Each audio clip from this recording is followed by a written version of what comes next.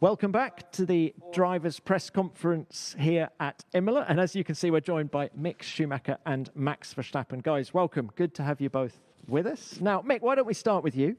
You finished your first Grand Prix in Bahrain in 16th place. What were the main lessons you learnt during that first weekend? Well, I guess we had a bit of everything in that weekend, really. In that first start, really, like a boarded start.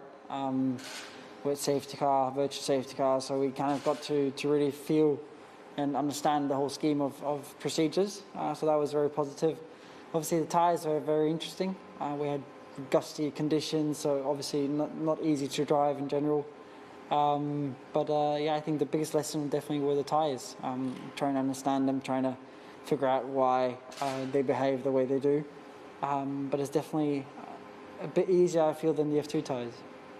And coming into race 2, how much more confident do you feel? I mean, I have now 57 laps on my back in a race condition, so I think definitely I feel a lot more comfortable. I feel like I have a lot more knowledge with me on the way, so definitely feel comfortable and ready. Thank you, Mick. Max, coming to you, it was a thrilling battle with Lewis last time out. What can we expect here? More of the same? Yeah, well, hopefully, of course, the other way around, but in terms of finishing order. But no, I think for us in general, it was a positive weekend. But the race, of course, was a little bit disappointing to not get the win there. But if let's say that's a bad result, then I'm just looking forward to the next 22 races. So it seems like we have a very competitive car. Of course, the conditions here are completely different.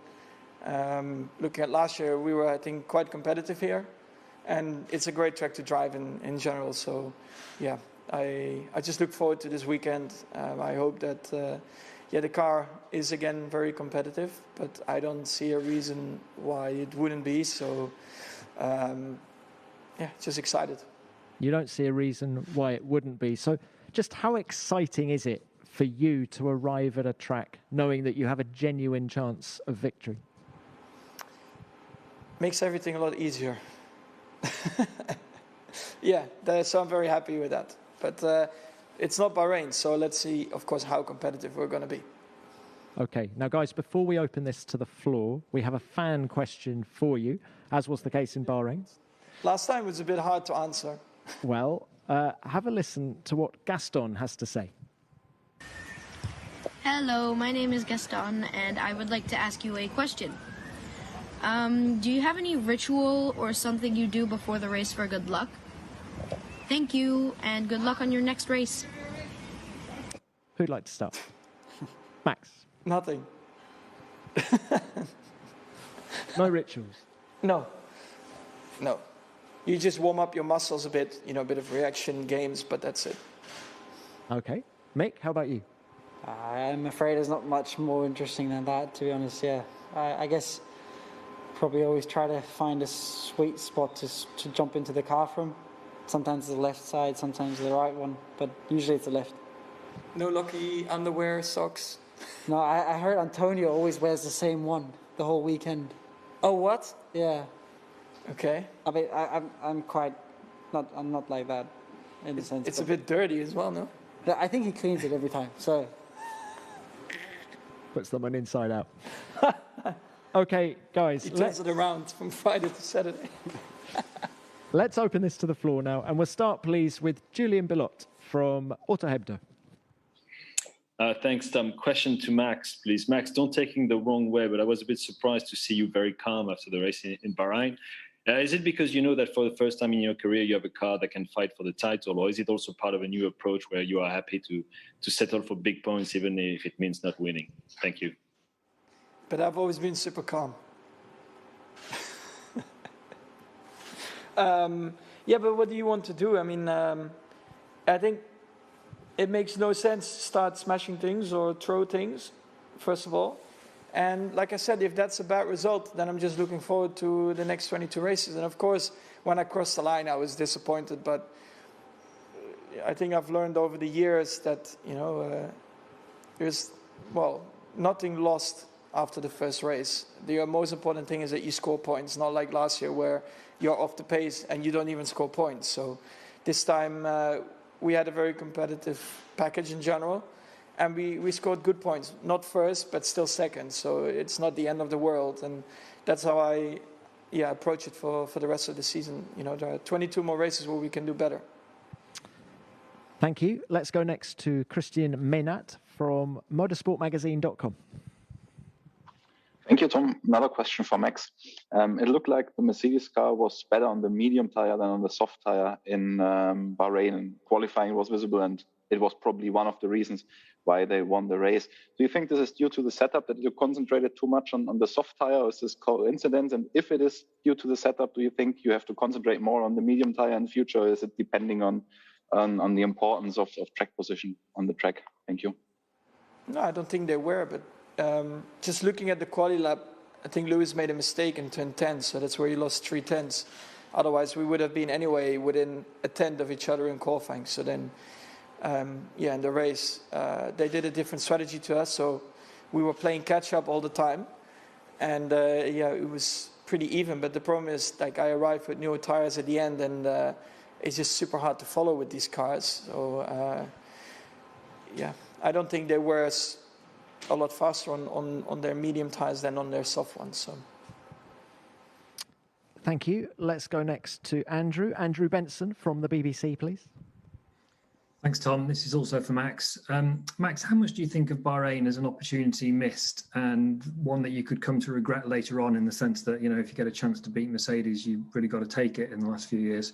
And how surprised were you after qualifying that they were able to carry it through and beat you? What was the last bit? So how much do you see it as an opportunity missed, and how surprised were you that they were able to beat you after qualifying? Well, I wasn't really surprised that they were so close in the race, because, like I said before, I think they didn't have the perfect lap in qualifying. And they are very close, even though sometimes they don't say it, but they are very close. But yeah, I think it's definitely an opportunity missed, but if we have the fastest car, then it's not going to matter, because then we have 22 races to finish in front of them. But we'll see about that. Like I said, this is not Bahrain. Maybe Bahrain was a one-off, but I hope, of course, not. I have a good feeling that it will not be. But and then in the race, I was battling with a few issues as well. So it was not, let's say, the smoothest race from our side in general. So we definitely can do better than what we showed there.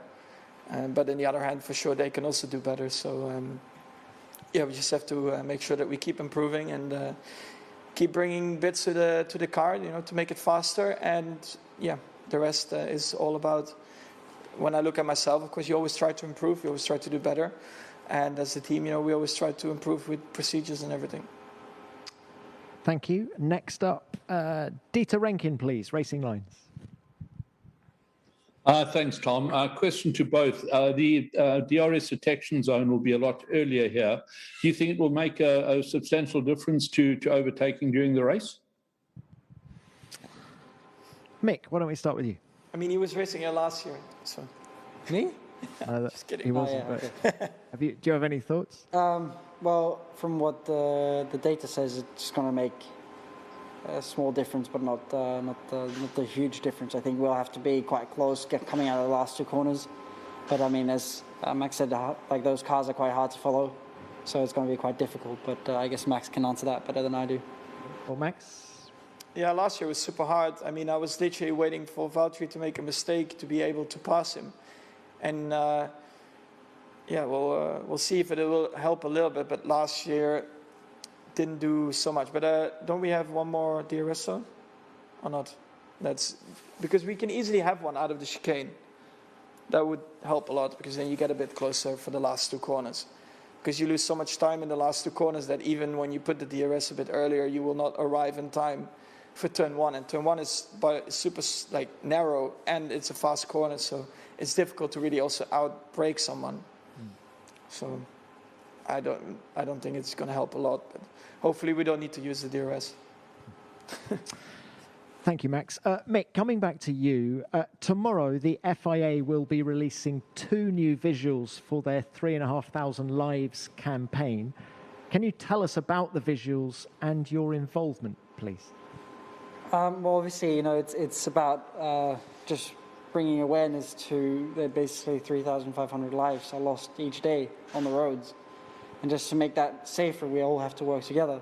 And obviously that's kind of what this message should put out to the outside, to the world, is basically, to respect the speed limits, to leave the space to the cyclists, to always take care in crowded situations like in cities and everything. So just basically, so we all have to work together to be able to make a difference in that and to save lives.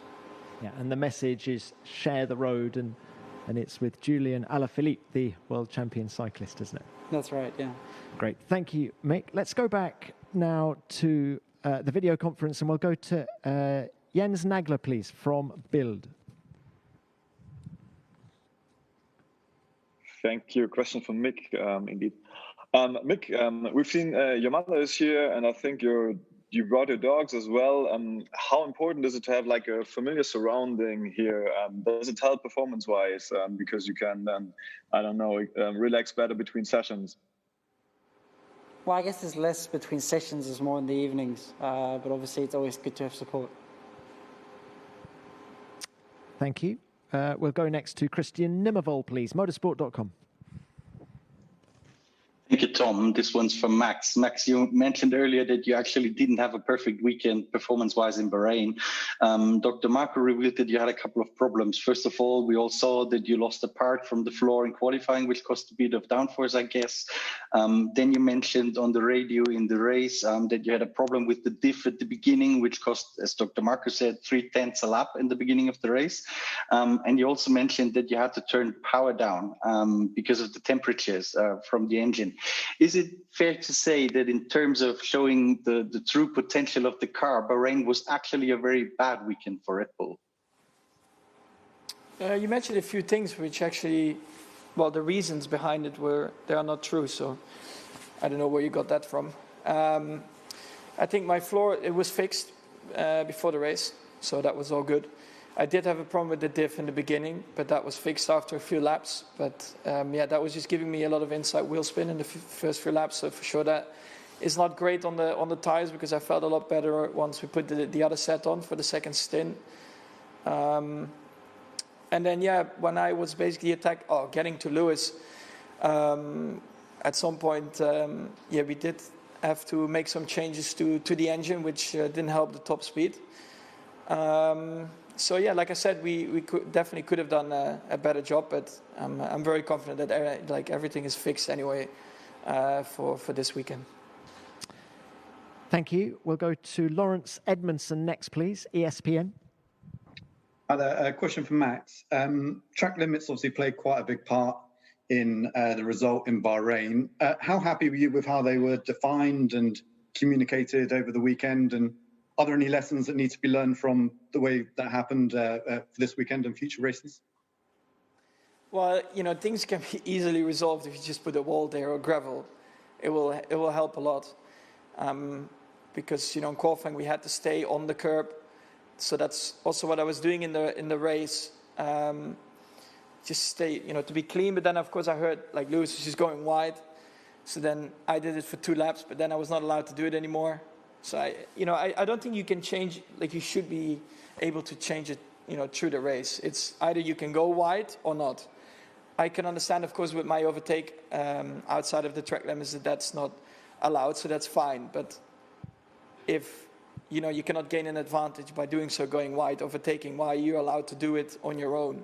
That's what I think is not correct. So we'll talk about that.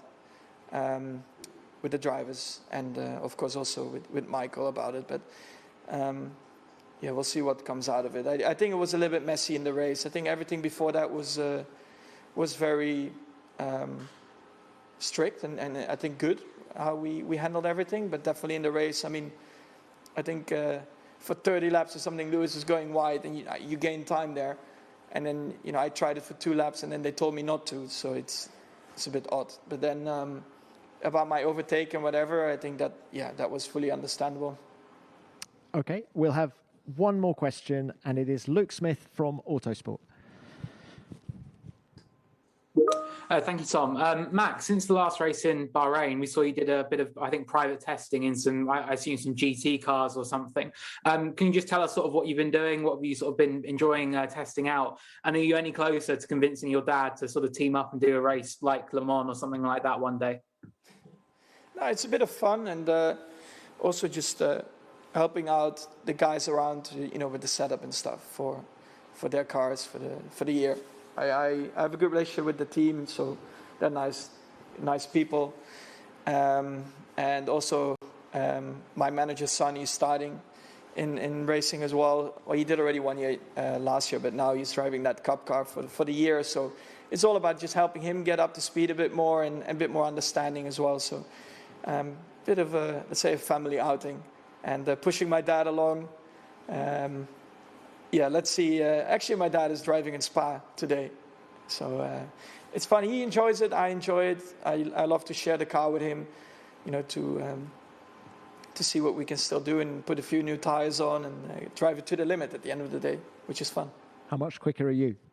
A little bit. All right. But he's pushing hard. Guys, that's all we've got time for. Thank you, and best of luck this weekend. Thank you very much.